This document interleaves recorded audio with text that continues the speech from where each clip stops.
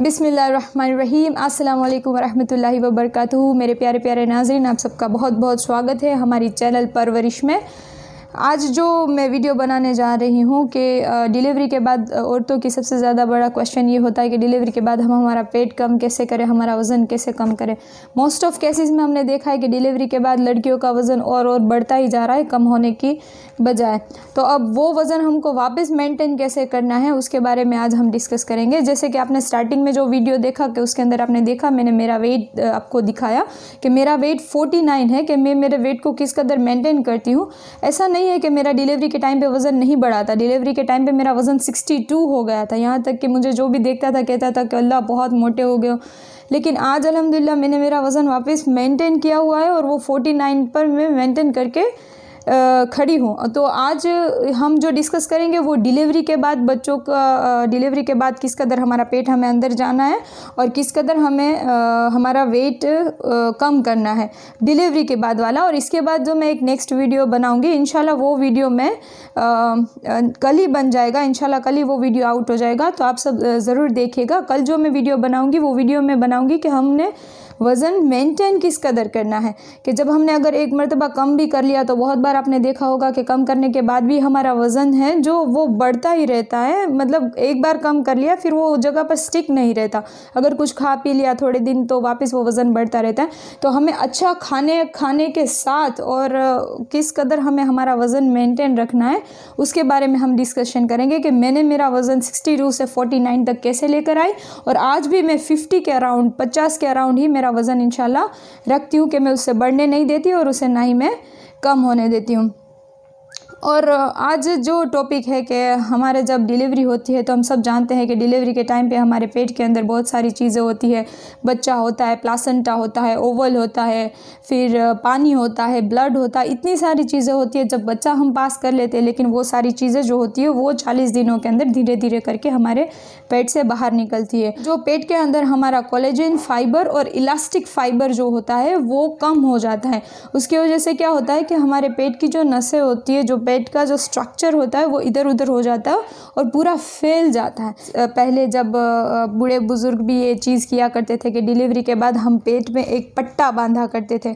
वो मैं यहाँ दिखा दूँगी कि आज के टाइम में वो पट्टे रेडीमेड भी मिलते हैं। वो पट्टा पेट में बांधा करते थे। अगर पट्टा आपके पास नहीं है तो कोई टाइट दुपट्टा हो, वो दुपट्टा भी अपने पेट पर बांध सकते हो। और डिलीवरी के बाद जब हम डिलीवरी हो जाए तब एक ईंट होती है, वो ईंट को गर्म करके कपड़े के अंदर वीट के हमें हमारी पेट के ऊपर वज़न रखना है, जिससे क्या होगा कि जो हमारी पेट की नसें पूरी अलग अलग हो चुकी है वो सारी जॉइंट होना शुरू हो जाएगी और हमारा पेट अंदर होना शुरू हो जाएगा। और ये बिल्कुल ना करें कि मैंने बहुत देखा है कि 2-2, 3-3 महीने तक लड़कियां बेड पर पड़ी रहती कि हाय मेरी तो डिलीवरी हुई है, मैंने तो बच्चा पैदा किया है तो मैं तो फुल आराम करूँगी। बिल्कुल नहीं। आप जितना आराम करेंगे, जितना आप अपने बॉडी को ऐसे ही पड़े रहेंगे तो वो और आपका पेट बढ़ता रहेगा बल्कि कम होने की जगह है।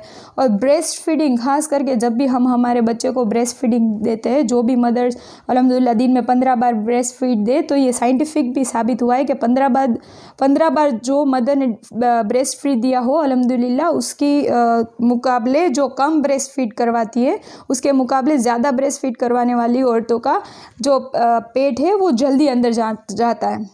और हाँ कि एक्सरसाइज अगर सी सेक्शन हुआ है, सीजरियन हुआ है तो कहते हैं कि एक्सरसाइज मैं कैसे करूँ कि हाय मेरा तो सीजरियन हुआ है, मेरी टाँकें टूट जाएंगे। बिल्कुल नहीं। 2.5 महीने अगर हो गए हैं डिलीवरी के तो 2.5 महीने के बाद ही आप एक्सरसाइज शुरू कर सकते हैं। 2.5 महीने के बाद आप अगर नॉर्मल है या फिर सी सेक्शन है, आप चाहे वो एक्सरसाइज घर पर शुरू कर सकते हैं। अगर जिम जाने वाली वर्कआउट वूमन है तो वो जिम भी जा सकती है। 2.5 महीने के बाद आराम से आप जिम भी ज्वाइन कर सकते हैं। तो एक्सरसाइज अपना शुरू रखें। और जो मैंने जो चीज़ की थी जो मुझे बहुत बहुत काम आई है, सबसे पहले कि ज़ीरे का पानी में उठकर 2 ग्लास ज़ीरे का पानी, वो आज भी मैं कंटिन्यू करती हूँ। मैं इंशाल्लाह नेक्स्ट वीडियो में मैं बताऊँगी कि आज जो मैंने मेंटेन किया हुआ है क्यों, किस लिए और कैसे मेंटेन किया हुआ है, तो कल का वीडियो ज़रूर देखें।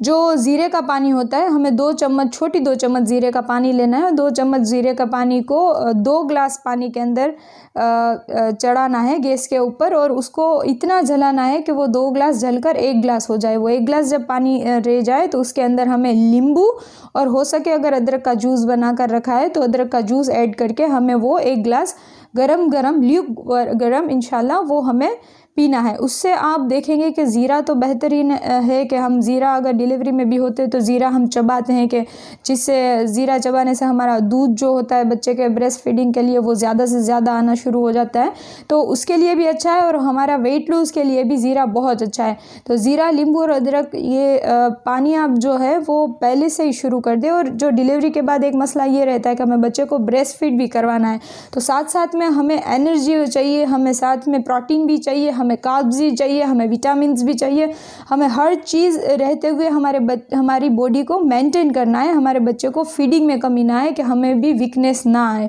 और डिलीवरी के टाइम पे कोशिश करें कि सबसे ज़्यादा गेहूं की रोटी से ज़्यादा बाजरा खाए। बाजरा है, ज्वार है, जौ की रोटियां हैं।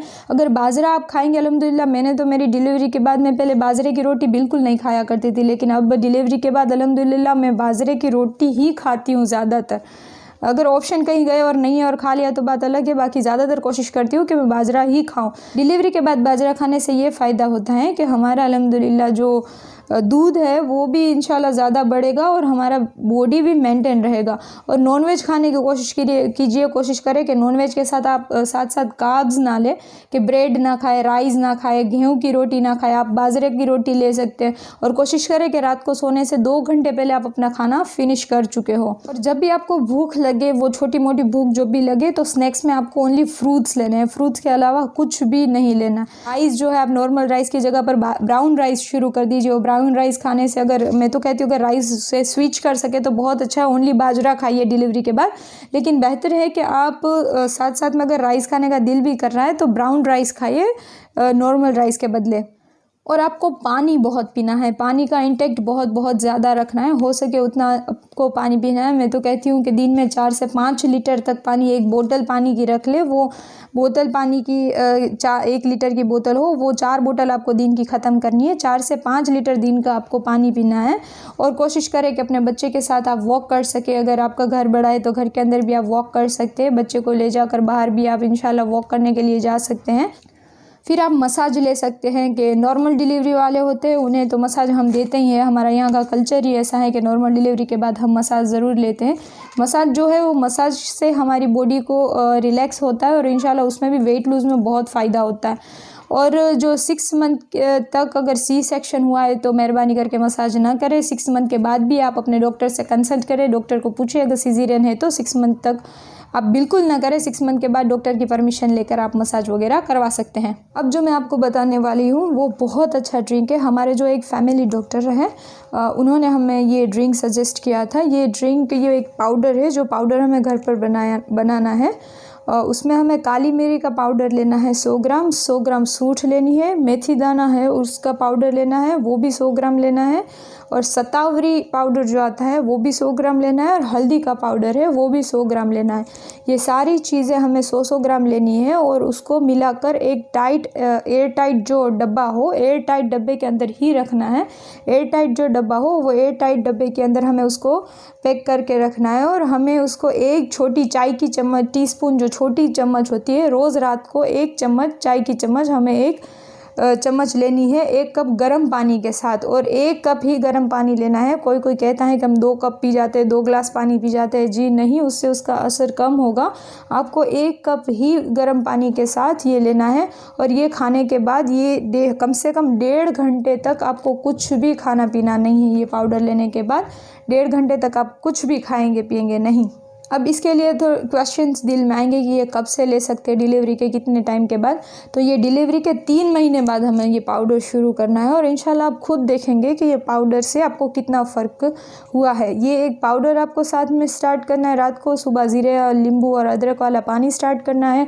और अपने दिन के रूटीन में जो खाने के अंदर नॉर्मल सब्ज़ी के साथ आपको बाजरे का रोटला और ब्राउन राइस ही लेने और ऑयली फूड को अवॉइड करना है। जब स्नैक्स खाने का दिल करे तो आप ओनली फ्रूट्स ले। ये चीज़ें अगर आप फॉलो करते रहेंगे तो डिलीवरी के बाद 6 महीने के अंदर इंशाल्लाह आपका वज़न जो आपका पहले वज़न था उसके बहुत करीब आ जाएगा। मेरा पर्सनल एक्सपीरियंस है और मेरे साथ सेम एज इट इज़ हुआ। और साथ में आपको नॉर्मल एक्सरसाइज करनी है, कोई हैवी एक्सरसाइज करने की ज़रूरत नहीं। मैं जानती हूँ कि बच्चा छोटा है तो हमें बिल्कुल ही वक्त नहीं रहता एक्सरसाइज वगैरह करने का।